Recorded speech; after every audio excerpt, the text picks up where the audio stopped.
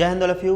मध्य प्रदेश के मुख्यमंत्री शिवराज सिंह चौहान जी के द्वारा मध्य प्रदेश में उत्पादित किए जाने वाले चावल को बासमती जीआई टैग दिए जाने को लेकर केंद्रीय कृषि एवं किसान कल्याण मंत्री नरेंद्र सिंह तोमर जी से चर्चा की गई। आज के इस वीडियो में हम इसी बासमती चावल के बारे में जानेंगे और जानेंगे जीआई टैग का महत्व। लेकिन उससे पहले यदि आप हमसे फेसबुक या यूट्यूब से जुड़ना चाहते हैं तो आपको सर्च करना होगा सिद्धार्थ यादव एजुकेशन। इसके अलावा टेलीग्राम ऐप से जुड़ने के लिए आप सर्च कर सकते हैं सिद्धार्थ_यादव_एजुकेशन।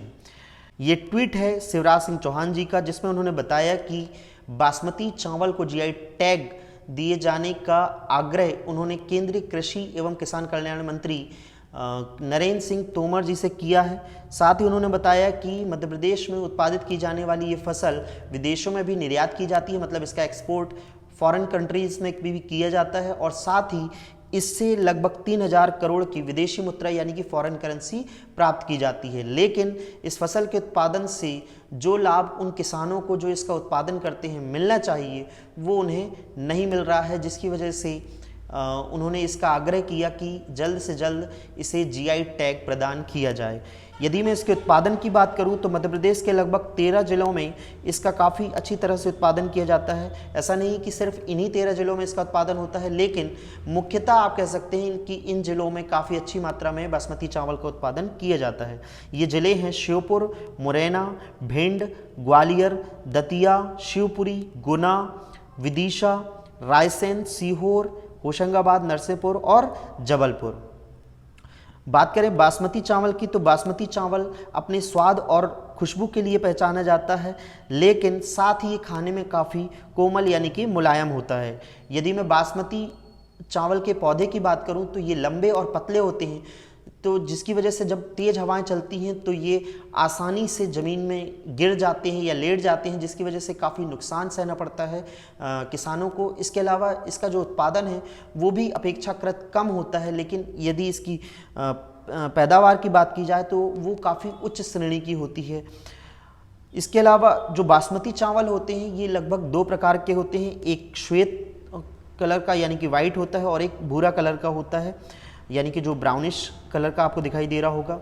बासमती चावल की एक विशेषता है कि ये जब पकाए जाते हैं तो ये आपस में चिपकते नहीं हैं, ये दूर दूर रहते हैं और जो बासमती चावल है ये काफ़ी लंबे होते हैं।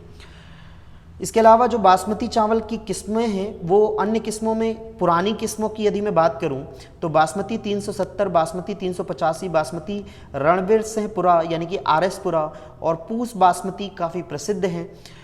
पूस बासमती एक को टोडल के नाम से भी जाना जाता है। इन्हीं बासमती स्टॉक से ही खुशबूदार किस्मों का निर्माण किया जाता है और ये खुशबूदार किस्में जो होती हैं बासमती चावल की ये शुद्ध नहीं मानी जाती हैं। अगर मैं इसके उदाहरण की बात करूं तो यहाँ पर PB2 जिसे सुगंध 2 के नाम से भी जाना जाता है, इसके अलावा PB3 और RS10 ये सभी खुशबूदार किस्में हैं बासमती चावलों की।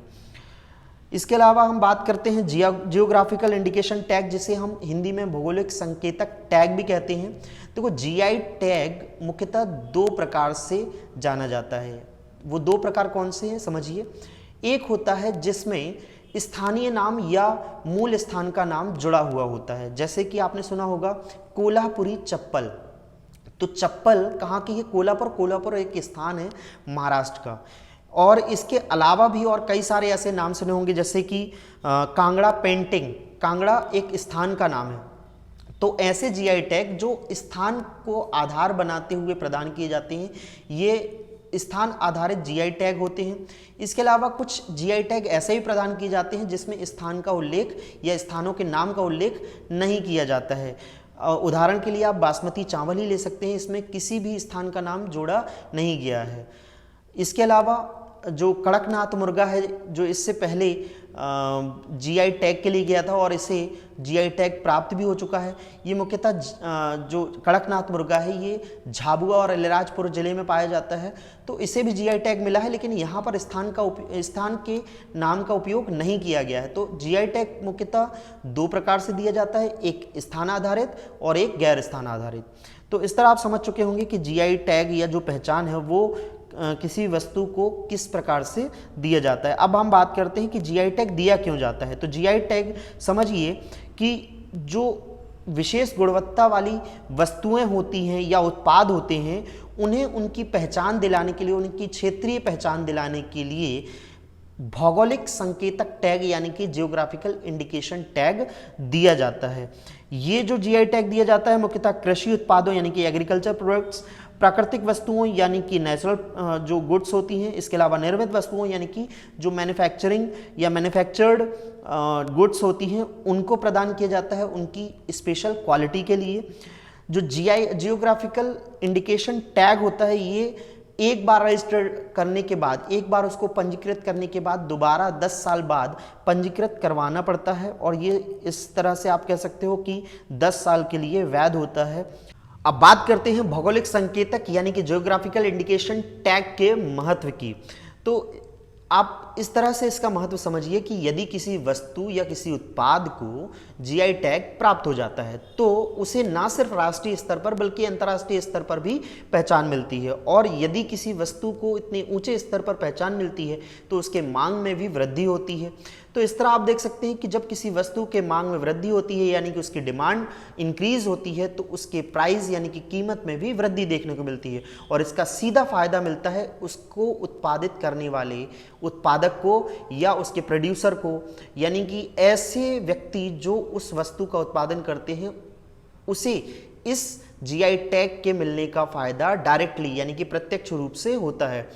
अब हम यह भी देखते हैं कि काफ़ी सारे ऐसे व्यक्ति होते हैं जो काफ़ी अच्छे कारीगर होते हैं या काफ़ी अच्छे किसान होते हैं, या ऐसे किसान होते हैं जो किसी विशेष किस्म की फसलों का उत्पादन करते हैं, लेकिन उन्हें उनकी जो मेहनत के हिसाब से जो उनका मेहनताना मिलना चाहिए, जो उन्हें उनकी कीमत मिलनी चाहिए, वह मिल नहीं पाती है। तो जनरली जब इस तरह की प्रयास किए जाते हैं कि लाइक जीआई टैग प्रोवाइड कर दिया जाता है, जीआई टैग यानी कि भौगोलिक संकेतक टैग प्रदान कर दिया जाता है, और जिससे उस वस्तु को पहचान मिलती है, तो उस वस्तु को ही बस पहचान नहीं मिलती है बल्कि उस वस्तु को बनाने वाले जो व्यक्ति होते हैं उनका जो कौशल होता है, उनकी जो स्किल होती है, उसे भी पहचान मिलती है। और जब उस वस्तु के साथ साथ उस व्यक्ति को भी पहचान मिलती है तो जिसकी वजह से ऐसे छुपे हुए जो कौशलीकृत व्यक्ति होते हैं उन्हें भी इसके उत्पादन को लेकर एक प्रोत्साहन मिलता है, और जिसकी वजह से वो आगे भी इस चीज़ को बढ़ाने की कोशिश करते हैं, और जो आगे आने वाली जनरेशन है उन्हें भी सिखाने का प्रयास करते हैं। अब यहाँ पर एक एग्जांपल ले लीजिए कि जैसे कि हम बात करते हैं कोल्हापुरी चप्पल की, इसका उत्पादन जो होता था वो काफ़ी पुराने समय में होता था। अब जो नई नई टेक्नोलॉजी आ गई है, नई नई मशीनें आ गई हैं, तो इस टेक्नोलॉजिकल डेवलपमेंट होने के कारण, तकनीकी विकास होने के कारण अब जो चप्पल बनाई जाती है वो मशीनों के द्वारा बनाई जाती है, और ज़्यादा से ज़्यादा उत्पादन कर लिया जाता है मशीनों के द्वारा। लेकिन वहीं हम बात करें कि जो पुरानी पद्धति से कोल्हापुरी चप्पलों का निर्माण करते हैं वो बहुत ही कम क्वांटिटी में यहाँ पर उन चप्पलों को बना पाते हैं, लेकिन जब इन्हें पिछले साल जीआई टैग प्रदान किया गया तो इन्हें और भी जगह पर कहना चाहिए पहचान मिली, और जिससे इनकी जो मांग थी उसमें भी वृद्धि हुई। तो इस तरह आप समझ सकते हैं कि जब किसी वस्तु को पहचान मिलती है तो ना सिर्फ उस वस्तु के उत्पादन में वृद्धि होती है बल्कि उसकी कीमत में भी वृद्धि होती है। तो इस तरह आप समझ सकते हैं कि जीआई टैग से किसी वस्तु के उत्पादन और उनकी कीमतों में कितना फ़ायदा होता है, और इससे किसी व्यक्ति की ही नहीं बल्कि उस क्षेत्र की जो अर्थव्यवस्था है वो काफ़ी अच्छे हालात में उभर कर सामने आती है। इसके अलावा यदि किसी वस्तु को जीआई टैग मिलता है तो ना सिर्फ उस देश को, ना सिर्फ उस राज्य को बल्कि उस क्षेत्र को भी पहचान मिलती है जहां पर इसका उत्पादन होता है। अब यदि हम बात करें कि जो वस्तुएं हैं जिन्हें पुरानी पद्धति से उत्पादित किया जाता है और जिनकी क्वालिटी बहुत अच्छी है, और ये हमारे यदि हम देखें तो बौद्धिक विरासत का भी एक प्रतीक है, तो इसे भी ना सिर्फ राष्ट्रीय बल्कि अंतर्राष्ट्रीय स्तर पर पहचान मिलती है। अब यदि हम बात करते हैं कि जो भौगोलिक संकेतक टैग हैं, ये जब इन वस्तुओं को इतने ऊंचे स्तर पर पहचान दिलाते हैं तो ये सिर्फ पहचान नहीं दिला रहे होते हैं बल्कि भारत की जो संस्कृति है, जो बौद्धिक विरासत है, उसे अन्य देशों के सामने प्रदर्शित कर रहे होते हैं। सो होपफुली ये टॉपिक आपको यहाँ पर समझ में आया होगा। यदि आपको कोई भी चीज़ समझ में नहीं आई है तो आप मेरे से पूछ सकते हैं। आज के इस वीडियो में हम इतना ही डिस्कस करेंगे। मिलते हैं अगली वीडियो में, तब तक के लिए जय हिंद, जय भारत।